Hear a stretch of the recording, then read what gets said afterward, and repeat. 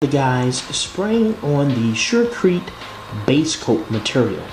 This material is being applied to a thermogreen steel structures panel made out of expanded polystyrene and galvanized steel. The gentlemen are using a low pressure sprayer, not traditional to field application, because this seminar is being done in an enclosed warehouse. It's better to turn the system down so that you don't have overspray all over the warehouse here. As you can see, he's lining the panel up, and the two other gentlemen are troweling the material out all over the panel to about 1/8 of an inch thick. This is called your base coat again.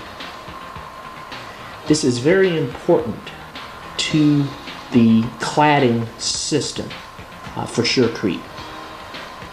The base coat actually dries at over 6,200 psi, giving you unimaginable strength and durability. What you see now is the application of the mesh. This mesh is used to strengthen the base coat and give it the rigid feel that it needs for a long-lasting effect, and to avoid long-term cracking. As you can see, the mesh is put on after the base coat, and it is troweled in as well. You can see the material coming through the mesh as it is troweled on here.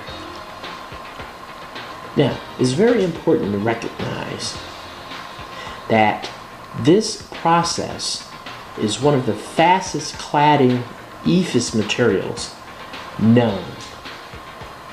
This product is used all over the world on these thermogreen steel structure panels.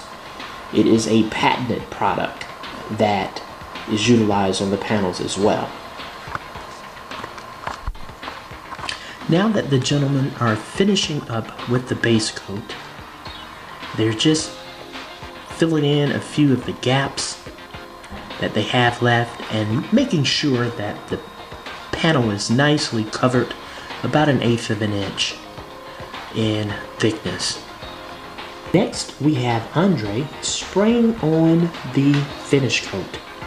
The finish coat is being applied through a hopper gun. Again, we're using low spray technology to avoid spraying the entire warehouse with this refinishing cladding product. As you can see, what you have here are two panels that have been sprayed with the Surecrete finish coat. The original application is what we call natural.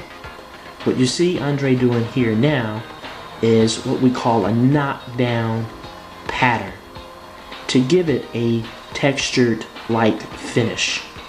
This is typically seen both on exterior as well as interior of wall cladding. As you can see, he's taken his time to make sure that the pattern that the client wants is strictly applied and adhered to.